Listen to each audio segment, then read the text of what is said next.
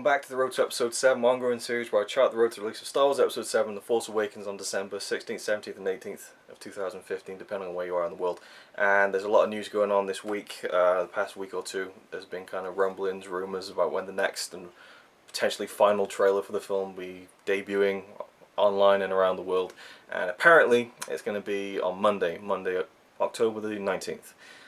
So everyone's kind of eagerly anticipating it. Lots of websites are reporting it. I think StarWarsNewsNet.com got it first, and then it started trickling around from there, and that's kind of the date now that people are expecting to see it. There's some kind of Monday Night Football thing going on, and I think it's going to premiere during that, which would mean that people here in Europe would get to see the trailer at like 1 in the morning or something. Then there's been reports it'll be on like Good Morning America or something, so who knows, anytime on Monday basically it seems like it's fair game for the trailer to come out, and from everything I've read it seems like it will be the third and final trailer, which I think is really cool. They're not overdoing it. I mean, when did we get the first teaser trailer? I've forgotten now, but it was a long time ago. And then a second teaser back in... God, when was the second teaser? It feels like a lifetime ago, but it wasn't that long ago, a few months at least. So anyway, it's 2 months before the film now, pretty much exactly. And yeah, it's all ramping up, and on Monday I think is when we'll see the trailer. I'll do a reaction video and all that good stuff, but yeah, looking forward to it. Apparently also they might be revealing the official movie poster on Sunday, which is tomorrow. That'd be really cool. I'm looking forward to seeing what the final poster is going to look like, if it'll match with the other posters in the series, or whether it'll be something different. I don't know, maybe it's another Drew Struzan poster, which would be awesome, but we'll see what happens with that. I was kind of disappointed when they unveiled that Drew Struzan poster, and they were like, look, Drew Struzan came out of retirement to do a new Star Wars poster, but it's not the official one. So, oh, you know. But anyway, so new poster, new trailer coming up, and that's pretty much it. Oh, there's been a leak, apparently, of the running time of the film. 136 minutes, someone said. I don't know how I feel about that. Well, I do know how I feel about that. That sounds fine, but I'm kind of confused with the response on the internet. There's people going, "Oh, that seems like it's too long. I think they need to trim some stuff out." It's like, what? Have you seen the film? How do you know what the pace is like? And people say, "Oh, it's too long for a Star Wars film," but I don't know. I mean, it looks spurious anyway. It's just like a screen grab. It looks like someone's taken it on their phone off a computer screen, and it's from the UK, and it says Star Wars Episode 7: The Force Awakens, rated 12A. Running time 136 minutes. Now, J.J. Abrams said that it was going to be 124 minutes roughly.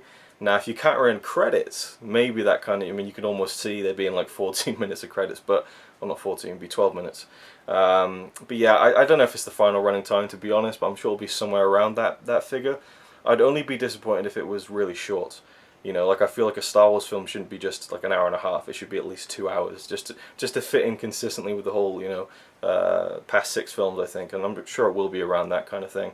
But 12A, that's interesting. If they rated a 12A, I think the only film in the series that got a 12A was Revenge of the Sith.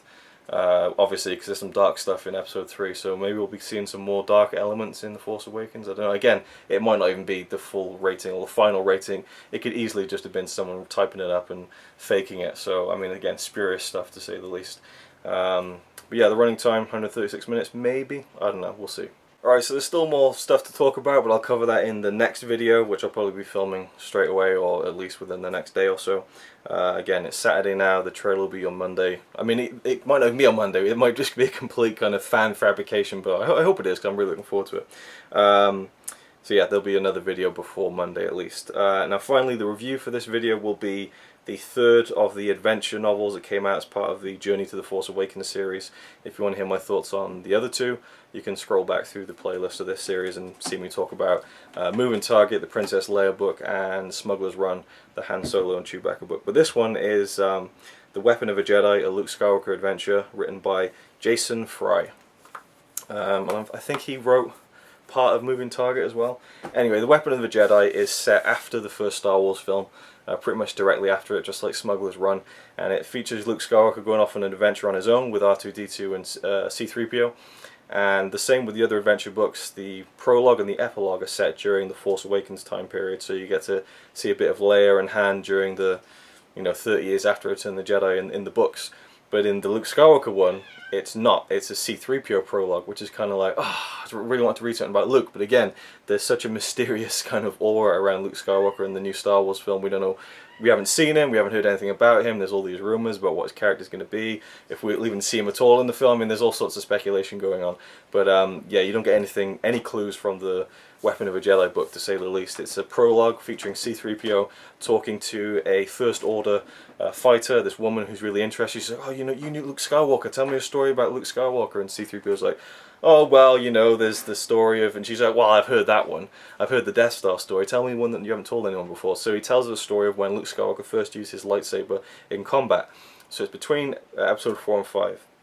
And Luke goes to this planet. He's kind of drawn there by some feeling in the Force, and it's quite a good one. I quite enjoyed the adventure aspect of it. He goes into this jungle and finds this temple, and there's these things going on. I won't spoil too much. I mean, it's not really a story that you can spoil. I mean, it's just, at its essence, all these 3 adventure books are like, 180-page kind of, junior novels, they call. I don't think the writing is junior, but they're very lightweight in terms of content in a way. But I really enjoyed it, not as much as I thought I would. I was saving it for last because I'm a big Luke Skywalker guy, but I really think I enjoyed the Han and Chewie book a lot more. It's a lot more fun, I think, even though I was really invested in the Luke Skywalker one. Something about it just didn't click with me fully for some reason. But yeah, overall I really enjoyed it, just not as much as the Han Solo and Chewbacca book, but more than the Princess Leia book, I think. So it kind of fit into the Star Wars universe, and I liked where it was going with Luke trying to almost teach himself the Force in a way. And this is before he meets Yoda, and he's trying to guide himself into training in the ways of the Force, and so it's quite interesting in that way. Anyway, that is it for this video. Thank you for watching. Let me know your thoughts on the trailer, if you're excited about it and what you think we might see in it, and then stay tuned for the next video. See you then.